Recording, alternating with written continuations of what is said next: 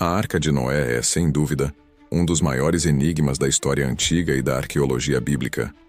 Para muitos, ela representa o ápice da fé. Para outros, o limite da credibilidade científica. Mas, afinal, qual era o tamanho real dessa embarcação lendária? E mais importante, como seria possível acomodar, alimentar e gerenciar a vida de milhares de espécies animais durante um período de cataclismo global? A resposta a essas perguntas exige que deixemos de lado a fantasia das ilustrações infantis e mergulhemos nos dados brutos, convertendo as medidas antigas para a engenharia moderna e examinando a logística com um olhar de teólogo e arqueólogo. O relato de Gênesis é surpreendentemente específico ao descrever as dimensões da arca. No capítulo 6, versículo 15, Deus instrui Noé: faze uma arca de madeira de cipreste, farás nela compartimentos e a calafetarás com betume por dentro e por fora. A chave para desvendar o tamanho real está na unidade de medida, o côvado, ou amá, em hebraico. Diferentemente das medidas padronizadas de hoje, o côvado era baseado no comprimento do antebraço humano, da ponta do cotovelo até a ponta do dedo médio. Isso, obviamente, gerava variações regionais e temporais significativas. Na arqueologia, reconhecemos pelo menos dois tipos principais de côvados em uso na Antiguidade Próxima: o côvado comum e o côvado real egípcio, que influenciou amplamente o Oriente Médio. O côvado comum, frequentemente aceito, mede aproximadamente 44,5 a 45 centímetros. No entanto, o côvado real, utilizado em grandes projetos de engenharia, como a construção das pirâmides, era maior, medindo cerca de 52,5 centímetros. Considerando que a Arca de Noé foi o maior projeto de construção em madeira da história, e que ela precisava de estabilidade e capacidade máximas, a maioria dos pesquisadores sérios tende a aplicar o côvado real para os cálculos. Adotando, portanto, a medida de 52,5 centímetros por côvado, podemos converter as dimensões bíblicas para o sistema métrico moderno.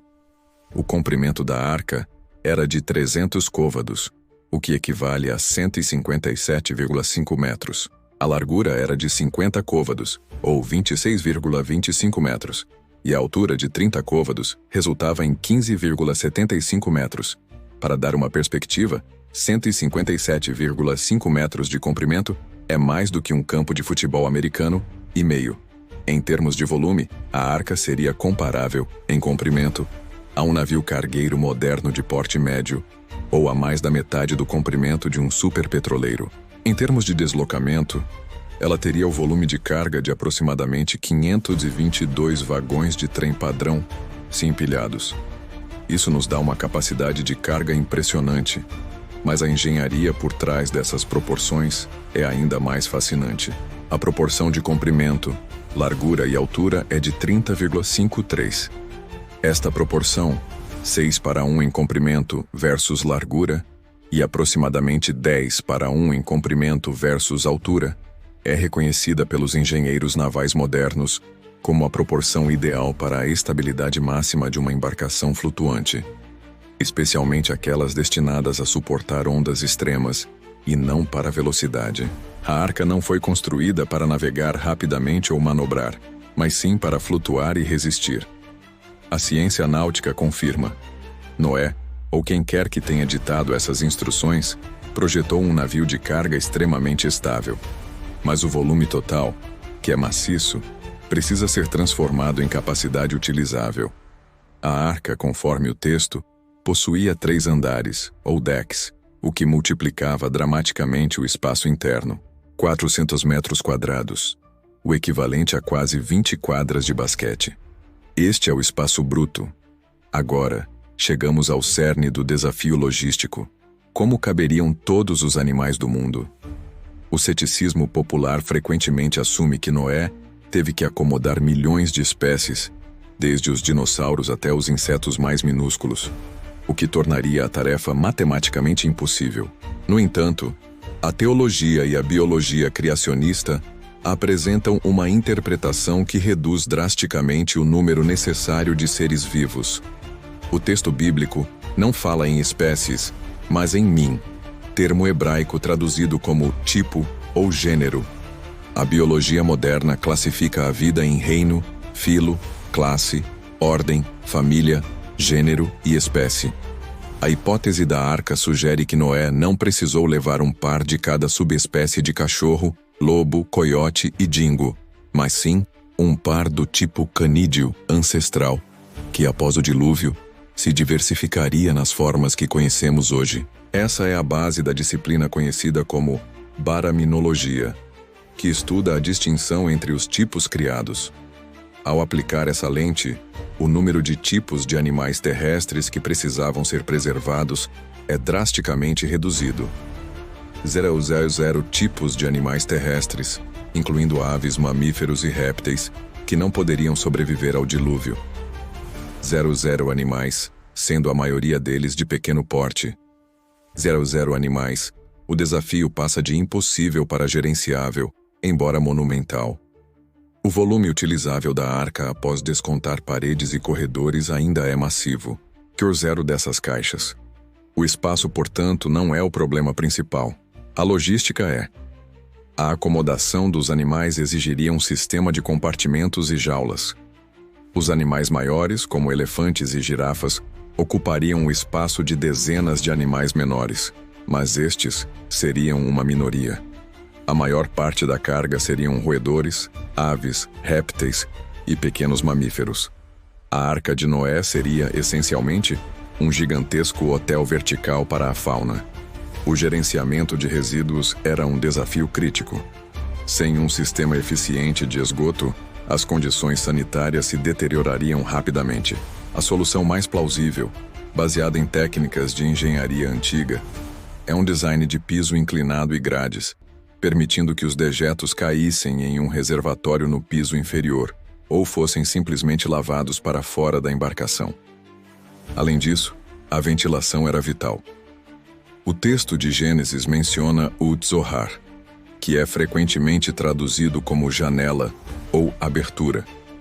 No entanto, a etimologia da palavra sugere algo relacionado à luz ou brilho. É provável que o Zohar fosse uma abertura contínua de um côvado de altura, correndo ao longo de todo o topo da arca. Isso criaria um sistema de ventilação de convecção, permitindo que o ar quente e odores subissem e fossem expelidos, enquanto o ar fresco era puxado para dentro através de aberturas laterais inferiores, mantendo a qualidade do ar em níveis aceitáveis. A questão da alimentação e do cuidado dos animais por mais de um ano é talvez o ponto mais desafiador para a logística humana. 000 animais precisam ser alimentados 2 vezes ao dia. Isso exigiria uma equipe de trabalho impossivelmente grande para Noé, sua esposa, seus 3 filhos e as esposas deles. A solução mais aceita pelos estudiosos que defendem a literalidade do relato é a intervenção de fatores naturais e divinos. Muitos animais, especialmente répteis e alguns mamíferos, podem entrar em estados de torpor ou hibernação induzida.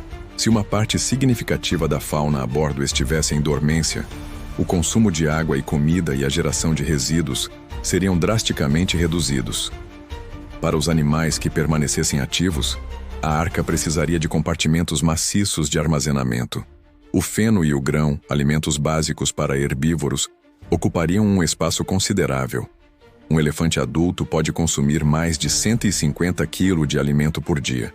Se houvesse apenas 2 elefantes, eles precisariam de cerca de 100 toneladas de alimento para a viagem de um ano, o que ocuparia um dos 3 decks inteiros. No entanto, se o tamanho dos animais jovens fosse priorizado, o consumo cairia. A maioria dos modelos logísticos sugere que a arca teria reservado o deck inferior para armazenamento de alimentos e água, o deck intermediário para animais maiores e o deck superior para aves, répteis e a família de Noé. A água doce seria um problema ainda maior. A água da chuva e do dilúvio era salgada ou contaminada. Reservatórios internos seriam essenciais, e a arca teria que ser projetada para coletar e armazenar a água da chuva em cisternas de grande volume. A construção da arca também levanta questões sobre a engenharia da época. O material especificado é gopher, uma palavra hebraica que aparece apenas neste contexto na Bíblia. Embora a tradução mais popular seja cipreste, madeira resinosa e resistente à água. Alguns propõem que se refere a algum tipo de madeira laminada ou tratada. Independentemente do tipo exato, a construção de um casco de 157 metros de comprimento, com tecnologia da Idade do Bronze ou Neolítico, dependendo da cronologia adotada, é uma façanha colossal. A calafetagem com betume ou piche era uma técnica bem conhecida na Mesopotâmia, onde o betume natural aflorava abundantemente.